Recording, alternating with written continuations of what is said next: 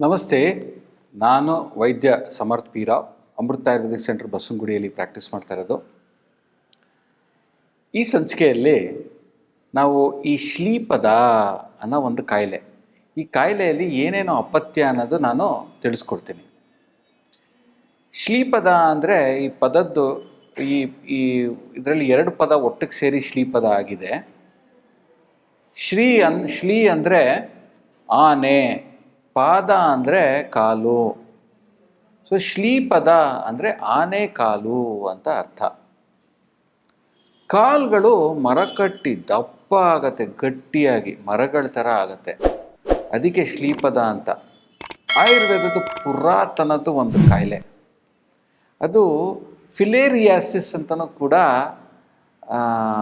ಇತ್ತೀಚೆಗೆ ಎಲಿಫೆಂಟಿಯಾಸಿಸ್, ಫಿಲೇರಿಯಾಸಿಸ್ ಅಂತಲೂ ಕೂಡ ಹೆಸರುವಾಸಿಯಾಗಿದೆ ಈಗಿನ ಕಾಲದಲ್ಲಿ.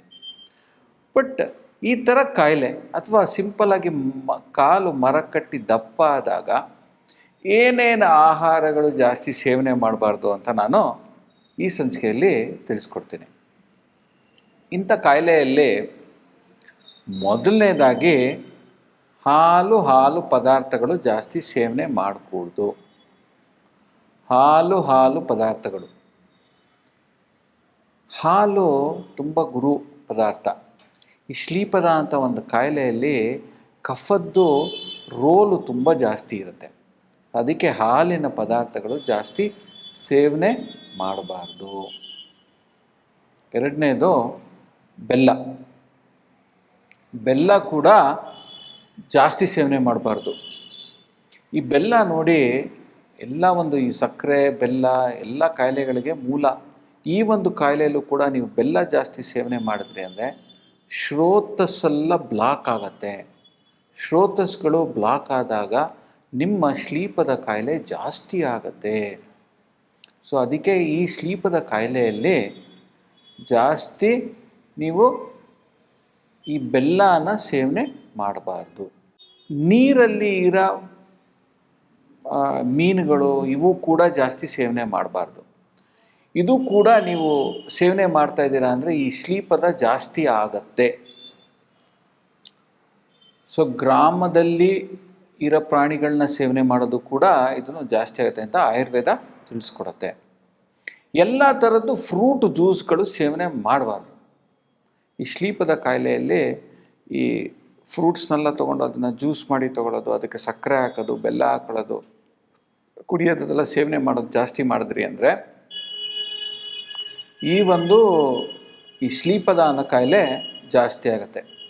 ಎಣ್ಣೆಯಲ್ಲಿ ಕರ್ದಿರೋದು, ಎಣ್ಣೆ ಬಳಸಿ ಆಹಾರ ಮಾಡೋದು, ನೀವು ಆಹಾರಕ್ಕೆ ಎಣ್ಣೆ ಹಾಕೊಳ್ಳೋದು ಅಥವಾ ಎಣ್ಣೆಯಲ್ಲಿ ಕರಿಯೋದು, ಎಣ್ಣೆನ ತುಂಬ ಬಳಸೋದು ಕೂಡ ಈ ಶ್ಲೀಪದ ಕಾಯಿಲೆನ ಜಾಸ್ತಿ ಮಾಡುತ್ತೆ. ತುಂಬ ಗುರುವಾಗಿರೋ ಆಹಾರ ಸೇವನೆ ಮಾಡೋದು ಕೂಡ ಡೈಜೆಷನ್ನ ಎಫೆಕ್ಟ್ ಮಾಡುತ್ತೆ.